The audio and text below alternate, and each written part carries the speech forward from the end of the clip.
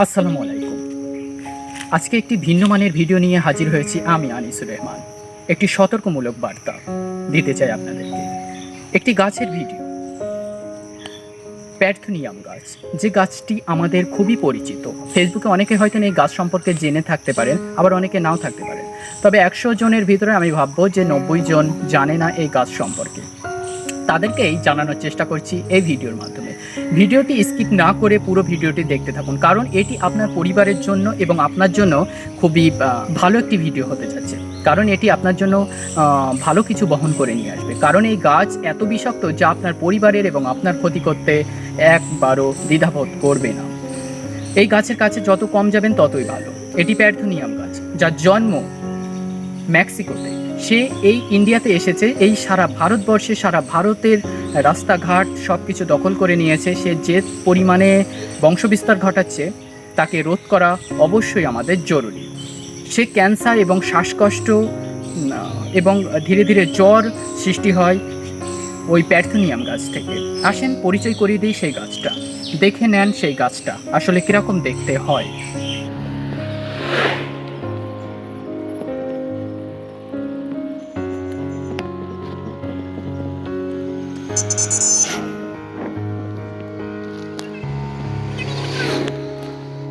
এই হলো সেই প্যার্থেনিয়াম, যার গল্পটা আমি একটু আগেই বলছিলাম।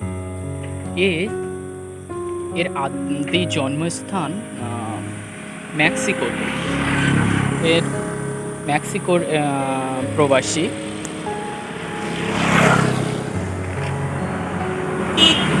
এটি আমাদের ইন্ডিয়াতে এসেছে সম্ভবত খাদ্যশস্যর ভিতর দিয়ে। এর দানা এ বছরে এ বেঁচে থাকে প্রায় 3 থেকে 4 মাস মতো বেঁচে থাকে এই গাছ, এবং এ 3 থেকে প্রায় 25,000 মতো বীজ দিতে পারে একটি গাছ থেকে। দেখতেই তো পাচ্ছেন দূরের দিকে জমিগুলো পুরো নষ্ট করে দিয়েছে এই গাছ। একটি বিষাক্ত গাছ।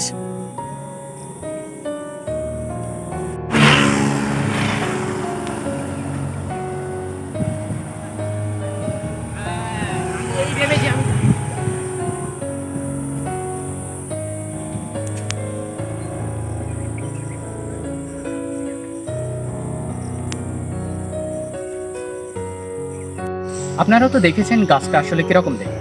আপনারা সবাই এই গাছটাকে চিনে থাকবেন হয়তোবা। এই গাছটা বাঁচে 3 থেকে 4 মাস পর্যন্ত বাঁচে, এবং এই 3 থেকে 4 মাস বাঁচার ভিতরে সে 3 বার ফুল দেয়। আর একবারের সিজনে তার ফুলে বীজ সে তৈরি করে থাকে। একটা গাছ থেকে প্রায় 4 থেকে 25,000 পর্যন্ত বীজ একটা গাছ দিয়ে থাকে। এই বীজ এত ক্ষুদ্র যা বাতাসের সঙ্গে ভেসে বেড়ায়, যা পায়ের জুতো এবং গরুর গোবর এবং গাড়ির চাকা ইত্যাদির সঙ্গে ছড়িয়ে পড়ছে সারা দুনিয়াতে। এই গাছের দানা পেটের ভিতরে যায়, এবং গাছটা যখনই আপনি হাতে নিয়ে ডলবেন তখনই আপনার হাত চুলকাতে শুরু করবে, এবং ধীরে ধীরে আপনার জ্বর আসবে।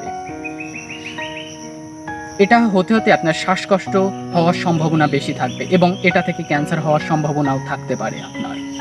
তাই এই গাছ যদি আপনার বাড়ির আশেপাশে থেকে থাকে তবে এটা থেকে আপনি দূরে থাকবেন, এবং আপনার শিশু, আপনার পরিবারের বাচ্চাদেরকে, শিশুদেরকে গাছ থেকে দূরে রাখবেন।